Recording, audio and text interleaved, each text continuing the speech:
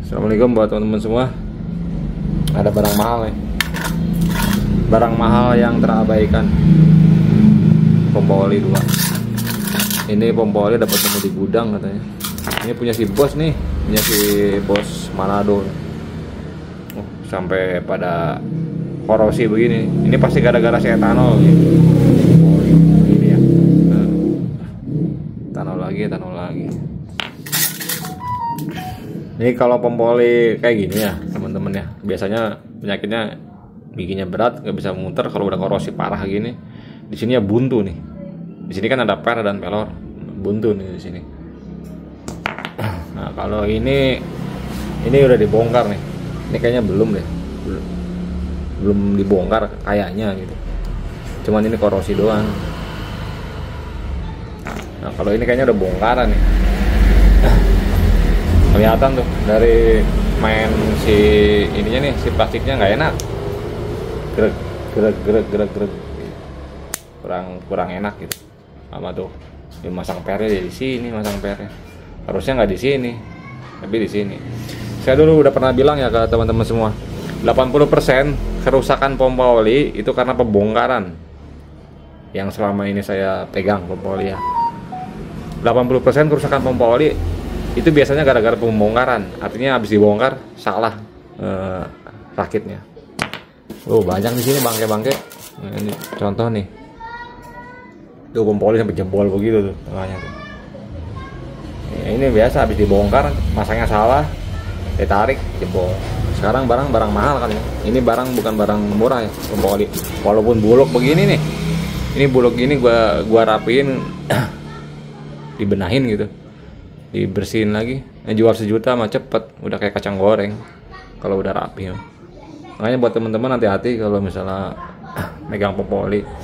Sekarang barangnya udah nggak produksi, bro, udah diskontinu, harganya ampun-ampunan pompa oli sekarang. Mahal harganya. Barunya kan kita tahu sendiri, di Shopee ada yang jual 6 juta, 4 juta, paling murah 4 juta, 6 juta, bahkan ada yang sampai jual 14 juta tuh untuk pompa oli. Makanya kalau misalnya lu nggak punya skill dalam bongkar ya, dalam bongkar pompa oli, mending gak usah dibongkar. Dalam artian gak usah dibongkar total. Contoh biasanya kalau pompa oli ya bawaan pabrik ya, sebenarnya bisa dibilang kalau lu nggak salah masang jarang rusak. Dari segi mekanisnya ya, paling kerusakannya di sini doang nih, rembes. Itu mah umur pakai o-ring. Nah kalau misalnya lu mau bongkar ya ininya aja nih, cabut ganti o-ringnya. Nggak perlu harus dibongkar semua. Nanti kalau misalnya lu bongkar semua, lu salah masangnya, nah kayak begini nih. Nah, ini fisik dari luar kelihatan salah masang di per doang. Cuman nggak tahu geredek-geredeknya ini gimana ya. Takutnya nasibnya kayak gini nih. Jebol si lubang dalamnya. Nah saya dulu sering bilang 80% kerusakan pompa oli itu karena pembongkaran. Jadi kalau misalnya ente nggak nguasain ya nggak usah dibongkar. Kalau dari segi mekanis, seperti tadi saya bilang, sebenarnya jarang rusak pompa oli karena tempatnya oli di sini. Jadi meskipun ini giginya plastik ya, nggak kayak tahun tua kan besi. Kalau tahun tua kan besi, tahun muda plastik. Meskipun ini plastik, tapi kan di sini gudangnya oli, di sini oli. Jadi bisa dibilang untuk segi mekanisnya jarang sekali rusak. Paling penyakitnya bocor nih di sini nih. Nih di sini nih, seal rembes. Sama kalau misalnya lo pakai tabung oli nggak pakai filter gitu ya, kan di tabung oli tuh di bawah ada filternya tuh. Di sini paling nih mampet nih, kotoran. Biasanya kalau mampet gitu nggak jalan atau di pernya lemah. Kalau pernya lemah motor lu nggak hidup, jalan terus. Nah, sekarang coba saya bongkar, kita cek ya. Untuk video cara bongkar pompa oli ini buat teman-teman yang mau belajar cara bongkar pompa oli, coba lihat video-video saya yang lain. Ini saya udah pernah buatin ya. Jadi ini saya skip untuk cara bongkarnya biar nggak kelamaan bikin videonya. Bisa dibenahin kan nih pompa oli. Ya teman-teman, ini udah dibongkar ya. Kalau yang ini mah cuman salah masang doang, salah rakit doang. Kalau ini ya ya salah ngerakit ya, korosi ya. Mungkin ini awalnya rakitnya salah, jadi gak beres pompanya, akhirnya nggak dipakai. Tuh lihat sama lu tuh giginya tuh. Aduh panas tuh sampai begini.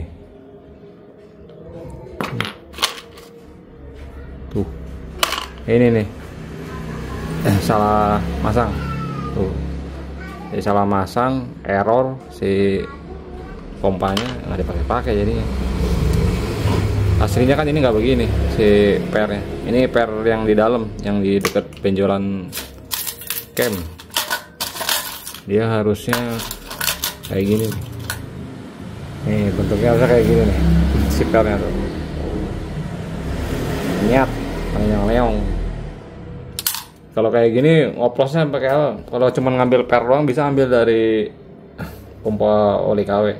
Mau beli aja pompa oli KW, ambil pernya di oplos dulu, ambil pernya doang, jangan diambil sama asnya. Kalau sama asnya kan dia ngaruh ke struknya ntar. Sama kayak gini nih bisa nih di oplos nih pakai pompa oli KW. Nah sekarang saya mau bersihin dulu, ntar coba kita oplos ya pakai komponen pompa oli KW, bisa jalan normal apa enggak. Ya ini teman-teman ya, yang korosi ini di blasting akhirnya nih. Taunya saya sudah di blasting baru kelihatan tuh, ini keropos banget nih.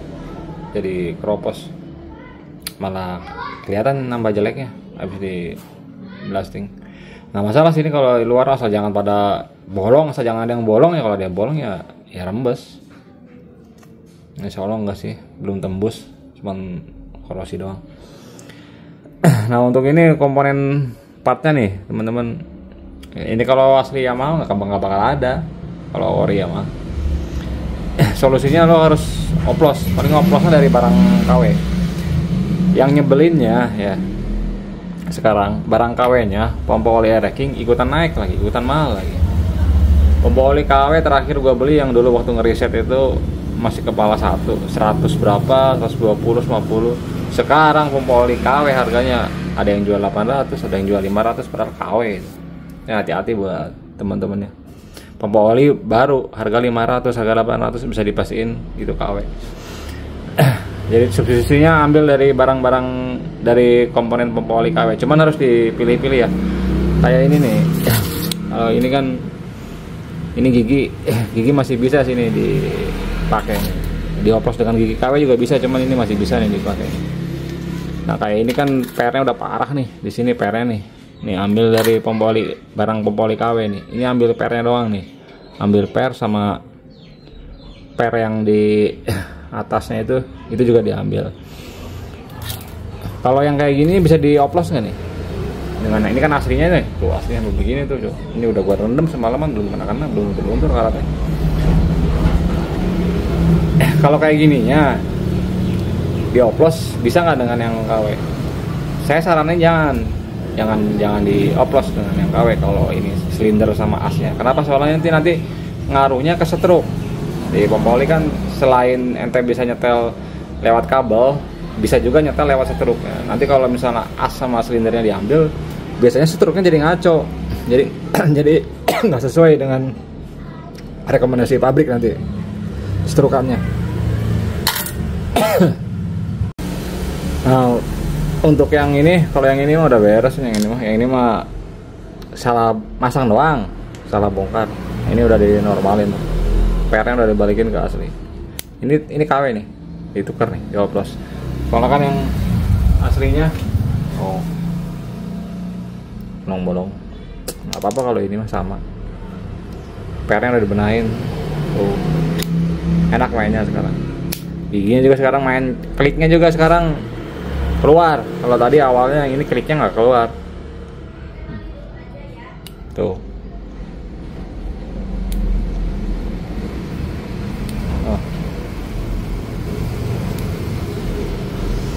Tuh kedengeran kan? Keluar kliknya. Nah, nanti kalau misalnya beli pompa oli second, kalau udah bongkaran gitu, makanya saya sering saranin ke teman-teman hati-hati kalau pompa oli, karena 80% kerusakan pompa oli biasanya karena pembongkaran. Kalau salah masang aja ya gitu, kadang jadi error. Kalau error kan antara dua, kagak jalan pompanya atau keborosan. Nah yang lebih parah mekanisnya yang rusak, kayak bisa sampai jebol di sininya tuh, kayak yang ini nih jebol nih. Salah masang, main paksain geletak ya bolong. Nah sekarang saya mau rakit yang ini ya. Untuk video cara rakit, cara bongkar, nanti nggak usah komen, nggak usah nanya lagi. Lihat video yang lain. Sebenarnya saya dari dulu banyak banget yang pengen nyervis pompa oli teh. Malesnya kenapa bro? Kerjaannya harus teliti. Ongkosnya nggak seberapa. Iya, ngerjain pompa oli mah. Belum ngetesnya. Kalau ngetes kan gua harus buka bak buka bak, minimal pasti kebuang tuh oli 747 kebuang. Makanya gitu segen nerima servisan pompa oli. Ini masih bos aja nih ngirim mesin, sekalian ngirim pompa olinya sampai 3 biji pompa olinya. Nah teman-teman kalau butuh videonya, lihat video saya yang lain cara bongkar sama cara ngerakitnya tuh udah saya buatin. Tinggal ditiru aja, tinggal diikutin aja itu videonya. Pasang ya teman-teman nih si pompa oli buluknya. Kita lihat bisa normal nggak.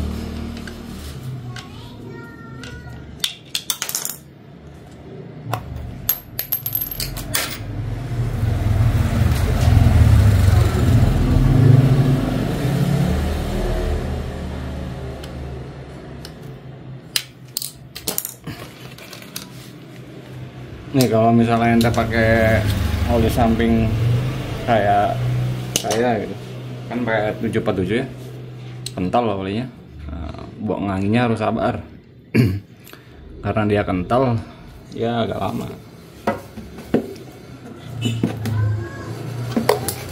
Nah langsung keluar kan kalau 747 mah. Beda dengan oli lain. Buka tuh apa tutup tabung oli biar lebih cepat.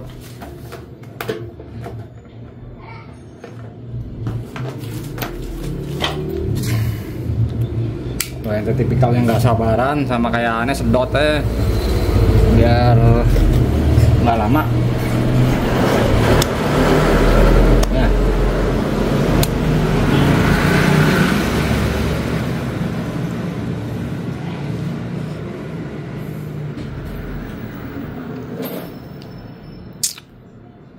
Nah. Oh kalau 747 begini harus sabar, apalagi kalau misalnya ganti selang baru. Kalau ini kan enggak, tadinya udah pakai pompa jadi sedikit banyak diselang udah ada olinya. Oh lama tuh dia.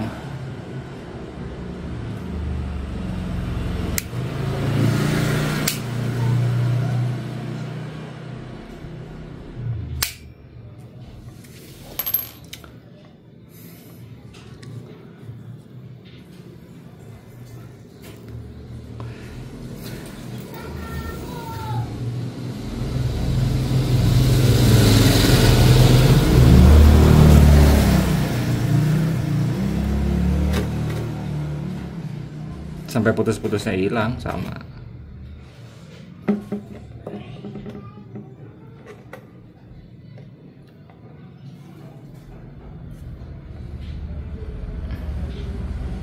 Kalau oli biasa cepat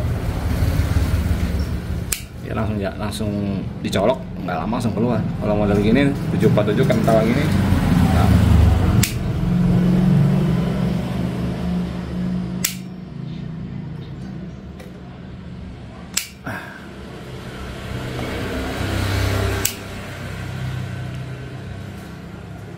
Kelihatan nggak tuh gelembung-gelembung putus-putusnya.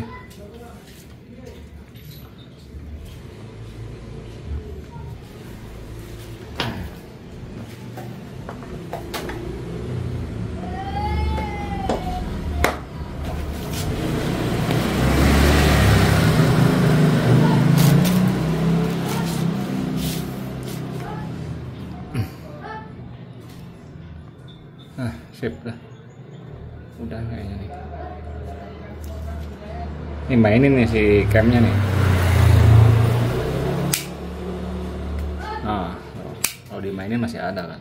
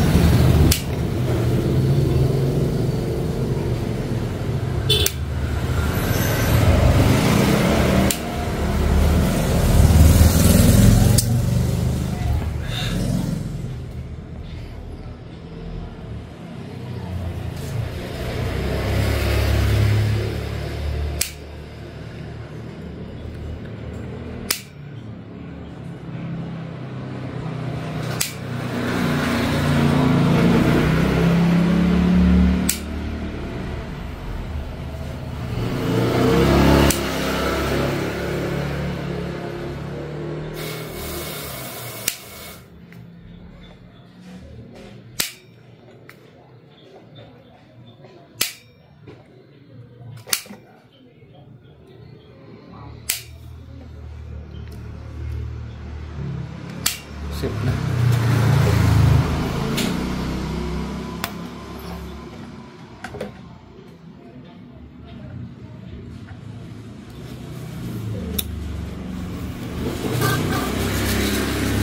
Ya, sekarang kita tes bisa jalan kan nih. Tuh ya, si buluk ya, popoli, aduh.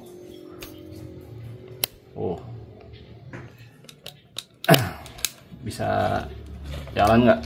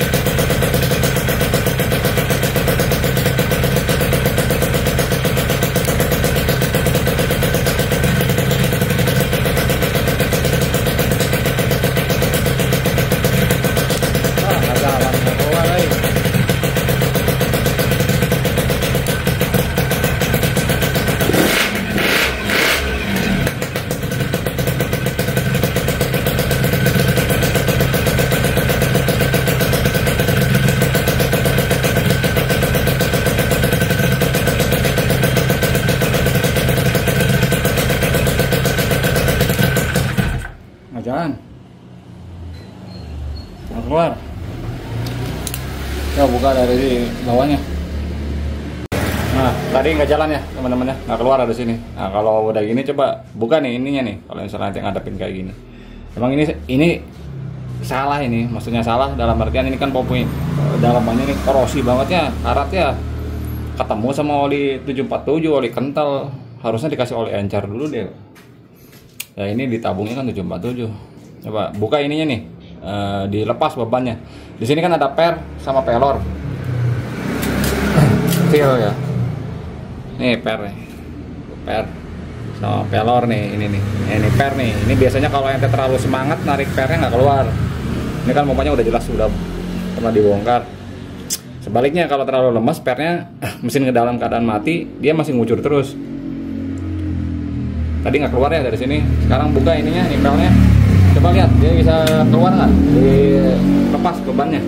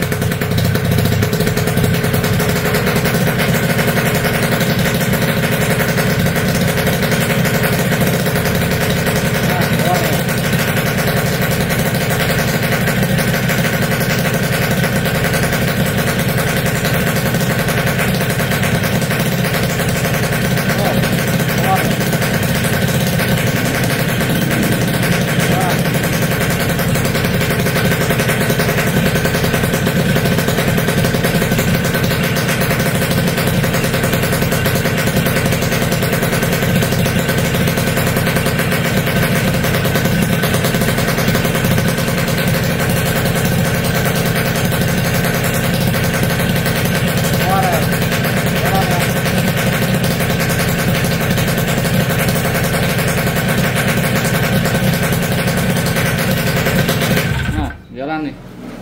Berarti kehambat di sini. Nah, si pernya nih. Akalin dari pernya. Harusnya sih nggak usah. Cuma karena ini dalamannya korosi ya. Jadi kan kalau korosi kan si gapnya bener-bener sempit. Ditambah oli kental susah masuknya. Tekan aja ininya nih. Awas nekannya jangan terlalu semangat. Kalau terlalu semangat mesin diem. Ngucur terus ntar si olinya.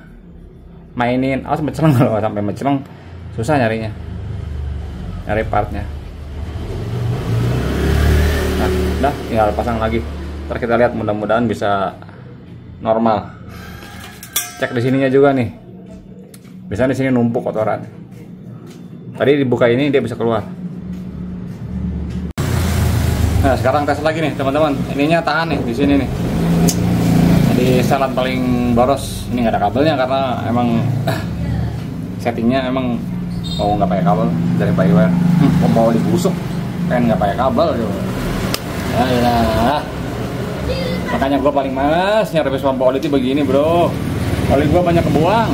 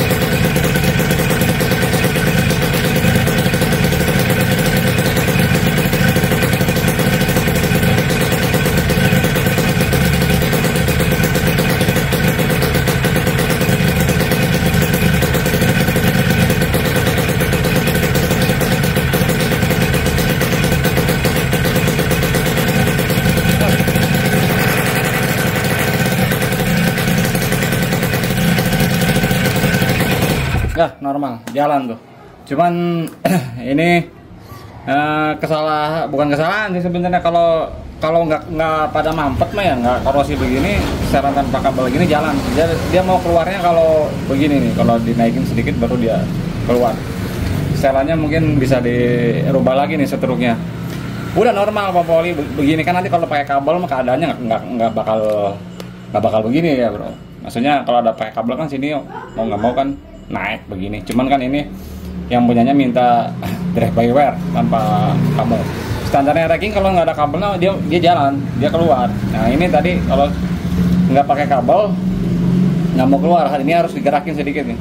Tep, nah, baru dia jalan. Cuma gampang, tinggal dibuka lagi, di setel lagi, ntar struk dalamnya ya tambahin 0,1 mili cukup, udah normal tuh pompa olinya. Beres, pompa oli buluk bisa jalan.